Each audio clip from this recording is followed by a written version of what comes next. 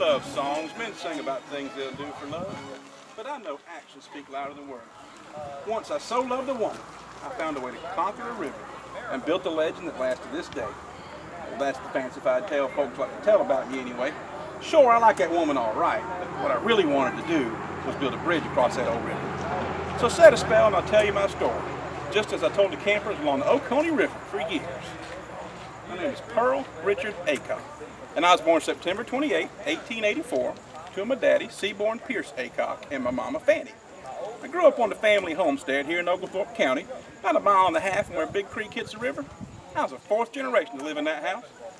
Now, growing up, I spent all my time outdoors hunting and fishing, and I couldn't even begin to tell you about all the wild geese I killed.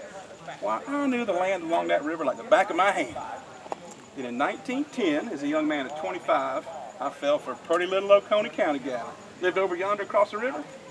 Now, keep in mind, back then the river ran a full 22 miles with no bridge to cross it. If I wanted to see my gal, why, I had to walk or travel by buggy that whole way.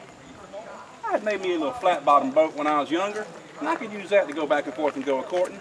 But when them spring rains came, crossing that river scared the bejesus out of you. I needed a better way to cross. And I remember to hear tell about how some fella by the name of Roebling built that there Brooklyn Bridge up in New York City. Well, hell, if some damn Yankee could do that, I figured I could puzzle out how to build a suspension bridge across my river. So in 1912, even though I only went to school through the 7th grade, I designed and built a bridge across the Oconee River. Thick cable supports held up wooden footboards, strung with wire webbing. Well, I bought 2 tons of number 9 wire and worked 4 months on that project. When I was all done, my bridge was 32 feet high, about 3.5 feet wide, and nearly 300 feet from one end to the other. Now, thanks to my own engineering and hard work, I had a much better way to cross that river. Funny thing happened though. About that time, I met a woman lived down near Penfield, below Maxie's.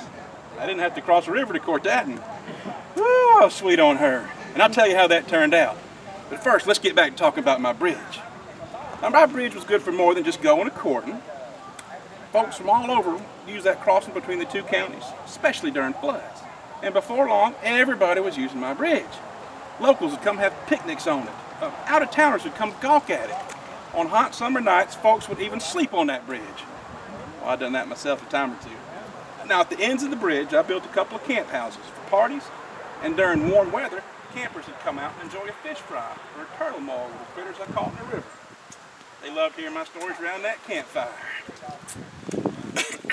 Excuse me. Now, my bridge would sway back and forth a little in the summer breezes, and you might have thought it wouldn't hold you. But that bridge stood up to the elements and floods for 18 years. Now, in 1930, I decided that it had weakened due to age and all that use, so I took it down.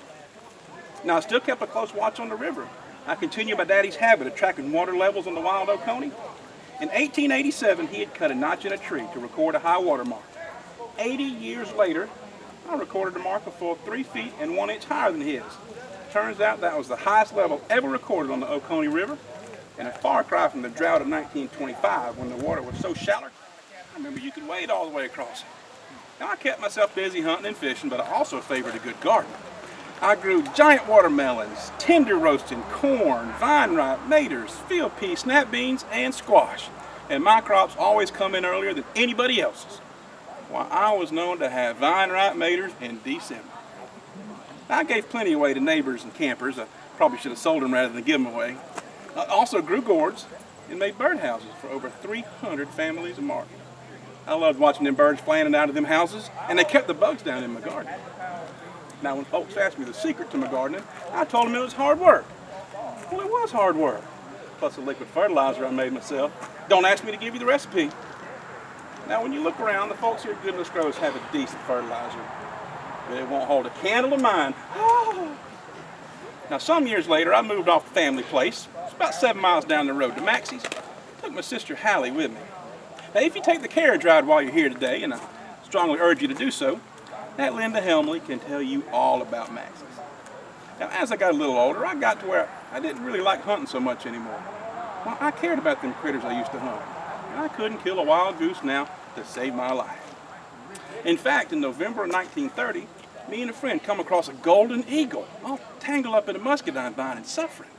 Well, we rescued it, And that turned out to be the only golden eagle ever captured in the state of Georgia.